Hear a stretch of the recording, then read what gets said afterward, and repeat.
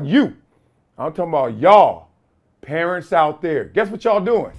Y'all killing youth sports. Yes, you are. Don't believe me? Well, there are others chiming in, former professional athletes, all-time greats, talking about what's happening at the youth sports level. Now, y'all know they call me Phil Belichick. Why? Because I'm out there coaching basketball, coaching football, and more importantly, taking care of you parents.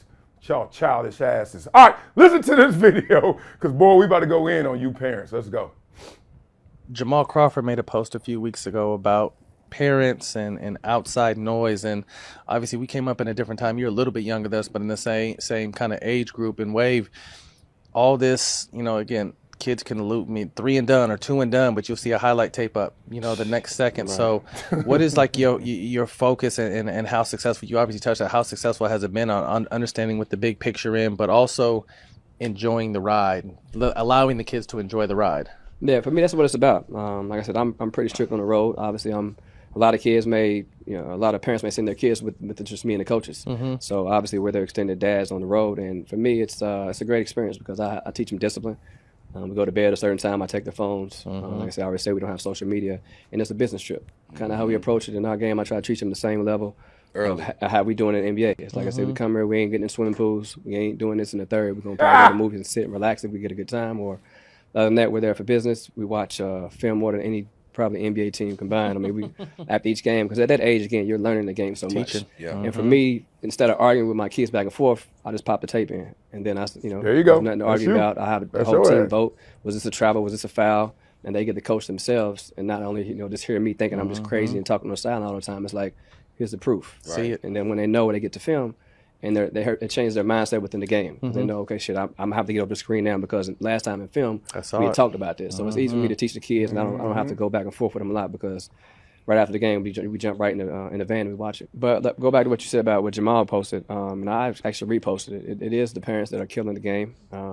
Yep. I see so many parents now and just got their cameras in the stands, but it's for a highlight tape versus, if you're going to record it to teach your kids, not to make a highlight tape. And then when he has to go against some smoke or he faces challenges, he doesn't know how to handle those things. Yep. So for me, it is the parents. The parents, even on some of my programs, I got 4 teams now, don't like the way I may do things. I'm thinking to myself, like, well, you came to my program for a reason. So right.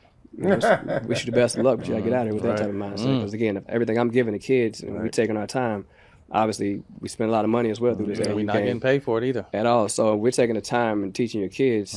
It's either you get down with the program or you got to get out of there. So it's the parents that are kind of watering it down and not being authentic with their kids. Yes, talk that talk, Rondo.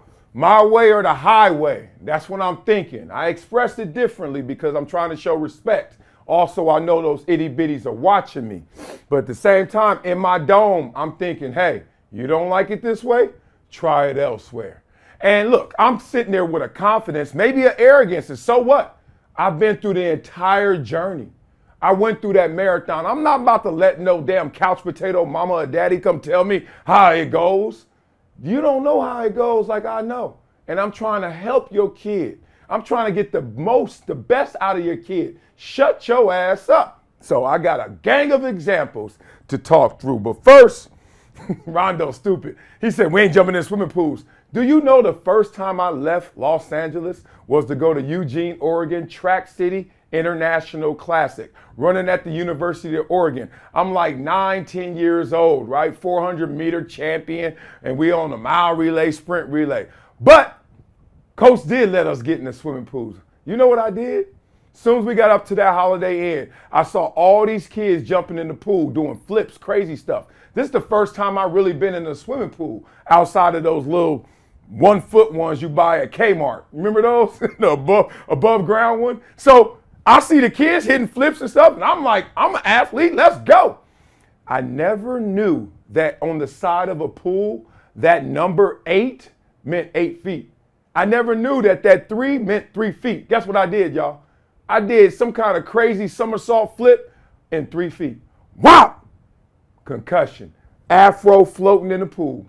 Didn't run one race that entire track meet. My coach was looking at me like I'm crazy. Just gave you that example because he said we ain't jumping in the pools. Some of y'all may have been like, what? Why not? That's why. All right, let's get to Jamal Crawford's post.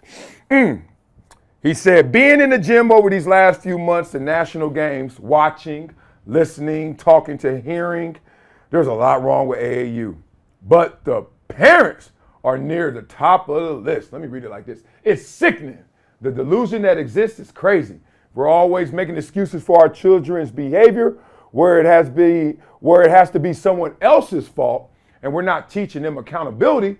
We're setting them up to fail. Preach.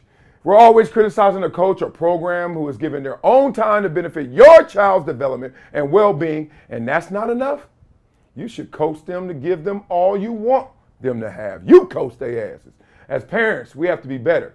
Looking back when I played AAU, the thing I take the most pride in is my mom or dad never complained to one coach I ever played for from 8 years old on. They said, you want all the things you say you want? Figure it out and go get better. Looking back, I wear that with pride. All right, take that away. And that's my experience too. My mom was loud and she cheered a bunch, but she never complained to them coaches. She's like, boy, you better shut up and do it right. My dad never said anything but all right, that was it. I heard all right or shut up, boy, and do it right. Or go, Marcellus, go. That's it.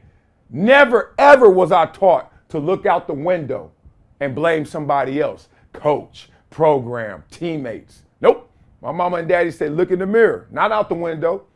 And if you got a problem, fix it, because you part of the problem. That's it.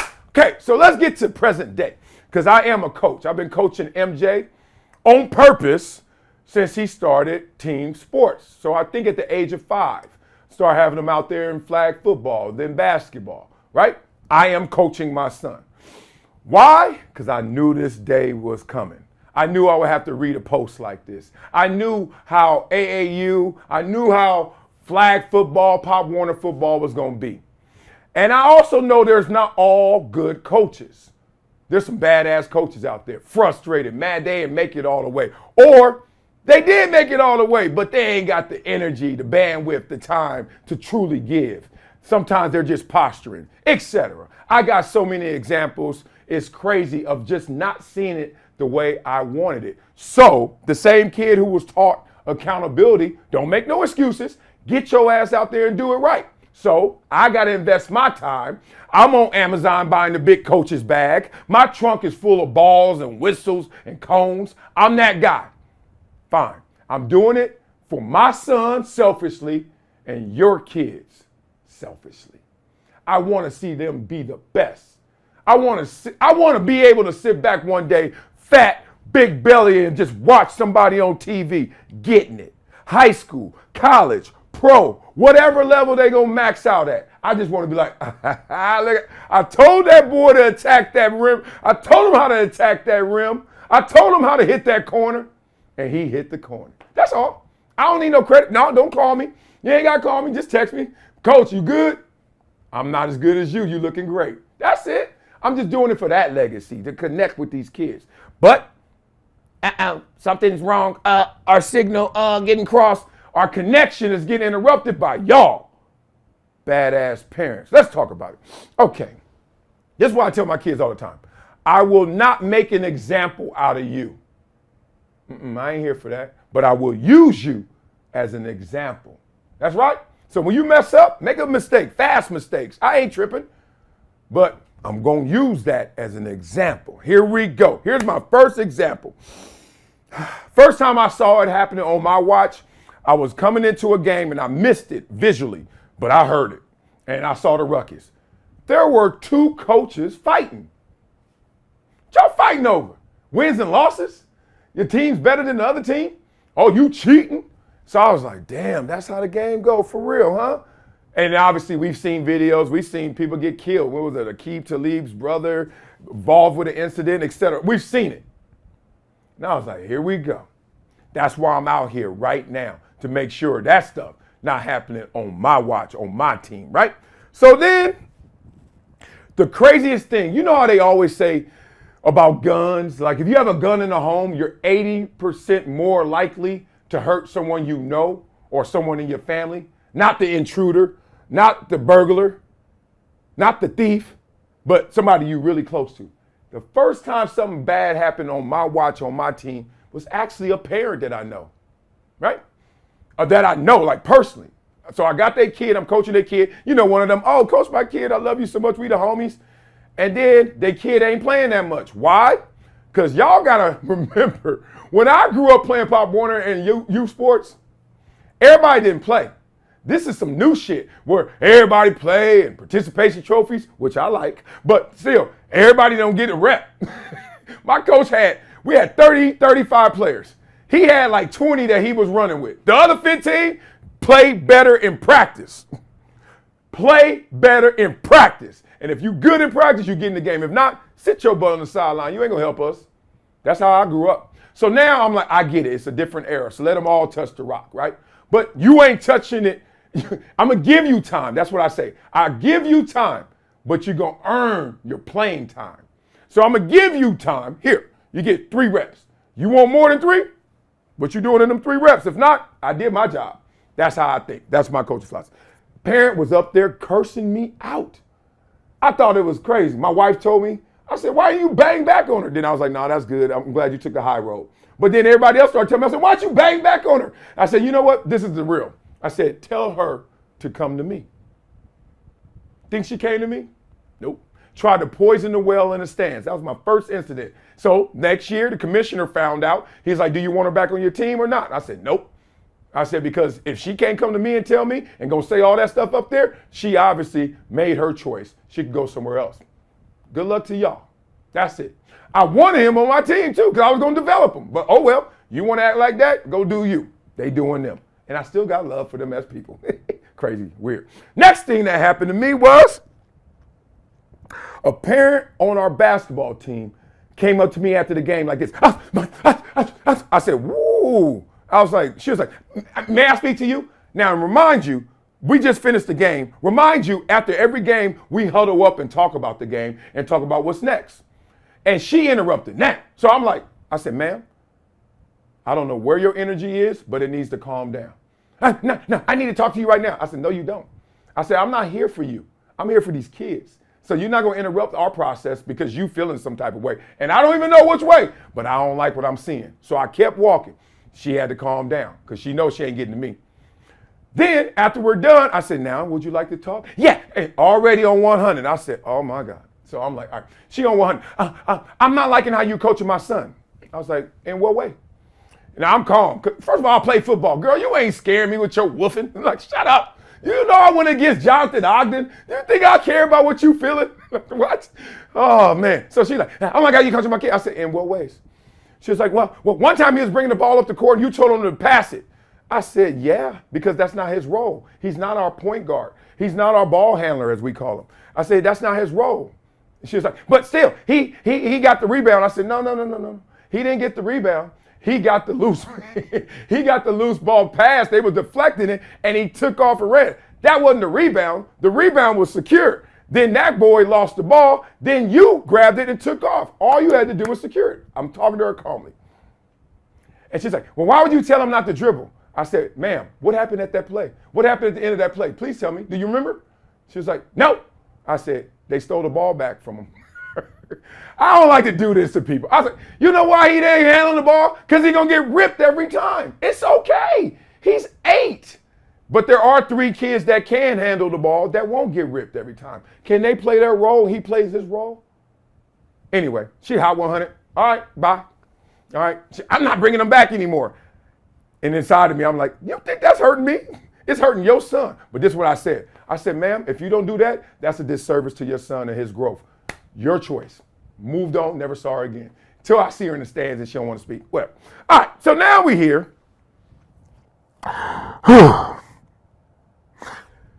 There's a team. We beat this team, whatever. Coaches, the whole time bickering, mad, salty.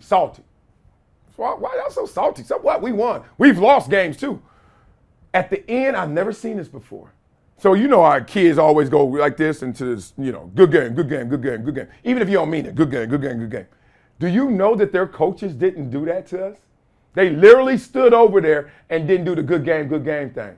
I said, what?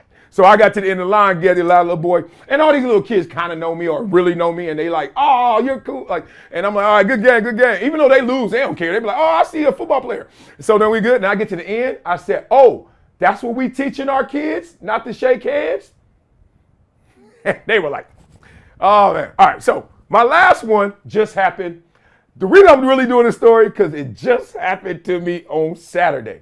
Y'all know this Saturday we're in the Super Bowl again.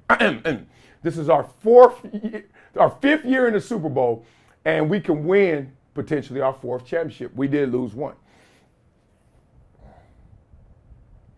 I'm walking off the field, just winning the semifinal game 26-0. I'm over there biting my nails before the game thinking like, come on, y'all, this team is pretty good. And then this week, oh, God, I'm going to bite my finger off. I'm like, come on, y'all. Motherfucker. This parent on my team, yeah, I hope y'all watch my videos because I'm nice to y'all in real life. On these videos, I'm gangster.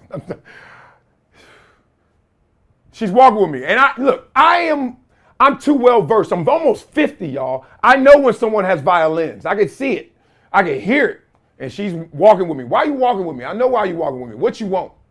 Right? So I'm being nice. And finally she says, she offered me candy and snacks. I'm like, that's for the kids. I don't need no snacks. You see how fat I am? I don't need no snacks. She's like, and then finally she just break down because she know I'm almost at my car. And everybody know when I'm at my car, I ain't got no time to talk. It's time to go home. I got other kids at the crib. So I'm like, all right.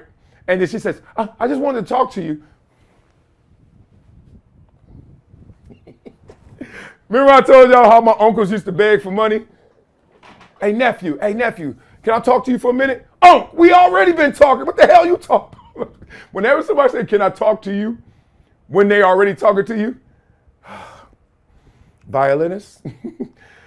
So anyway, she doing that. She's like, may I talk to you for a minute? I was like, yes, ma'am. She was like, I just wanted to know if my son could play more on offense. Play more? That means he already playing offense. In my head, I'm like, hell no, the dude can't even run. Something wrong with him. He actually got an injury or something. I don't know. Every time I ask him, he say he's fine. Every time I see him, he limping. I'm like, you ain't going to help us lose because you ain't right. And then what I'm going to say to the rest of the team? Oh, well, he got to play. Nah. He getting reps, but I'm hiding him because he ain't healthy. What's wrong with him? Anyway, I heard what's wrong with him. He played too many damn sports. Got like 3 different football leagues. What's wrong with you, lady? Anyway, so she's saying, well, can he play more on offense? I was like, ma'am, why? I said, he's already playing offense. Everyone's getting reps. She was like, well, he's really good, and I think you will be surprised. I said, I shouldn't be surprised. We practice. He should show me in practice. Ooh, now she kind of stuck. So she's like, well, how are you going to see if he's good in the games unless you play him in the games? I said, that's what practice is for. The same ones y'all miss a lot. And the same ones when he's there, he's limping or not running hard. If you really want to go here. So the point is, so I was like, she was like, well, is there anything I can do? I was like, no, he can do everything though. He earns his playing time. I give him reps. He earns his playing time. Anything else? No. Now she's mad. Oh, motherfucker. Why you mad because you ain't get what you wanted? Do you know when you ask a question, it can go 2 ways. In your favor or against you. Accept both. If I would have said, oh, sure. Next game he's going to get 20 reps instead of 10. You're going to be like, yay. And then go back to him. But then I heard she started crying. That's what somebody told me. I'm at the crib. The next day, my boy come over. He's like, she was crying in the parking lot. What happened? And I told him. He was like, I thought so. Worse, this is to Jamal Crawford's post. The kid was crying. Why y'all parents leaking in front of y'all kids and then gonna wonder why your kid's soft one day? Your kid ain't trying to go get it one day. Your kid ain't gonna be accountable one day. Your kid gonna be a punk on the field one day. Which means if he a punk on the field, it's a high tendency he gonna be a punk in life. And you punking him out because you over there trying, I'm gonna talk him into getting no more reps. You ain't gonna talk nobody into nothing in this world. You better earn it. You better recognize, get it with your muscle. Tell that little boy, hey, you better run hard. When you gonna say that? Little dude walking everywhere. I'm over here doing my best. Don't get me started, man. I'm being nice. That's me being nice too, y'all. Little boy, dog, I don't care. I always tell him, I don't care how good you are, it's how well you play. And one thing you control fully is your effort. If I don't see you running, do not come to me and say, Coach, can I get the ball? Everybody knows All my parents that know me, they say this: do not ask coach for anything. You better earn it. If you get in that huddle and say, "Can I get the ball?" Nope. Punishment. Nope. I want to be captain today. Nope. Just like remember in class, your teacher go like this. You be like, "Ooh, ooh, ooh." Your teacher wouldn't call on you. She said, "I said raise your hand." I ain't say go. Ooh, ooh, ooh. You ain't no damn baboon. Ooh, ooh, ooh, ooh. I know. Nope. Not calling on you. Discipline.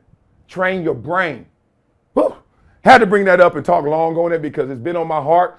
You know me, I'm just waiting on somebody out there in these streets to bring it up. And then we're going to go there. So parents, let me talk about the ones who are really supporting, the ones who are allowing us the opportunity to develop their kids, build them a character, build them in competition. I appreciate y'all fully. Sorry this video wasn't for you to give you your flowers. Here they are. But the rest of y'all, do not come at me like that. Don't come at me like that. Don't come at none of these coaches that are doing right like that. Matter of fact, if you know the coach, unless he is a misfit, if he's been there, let him show your child how to do that.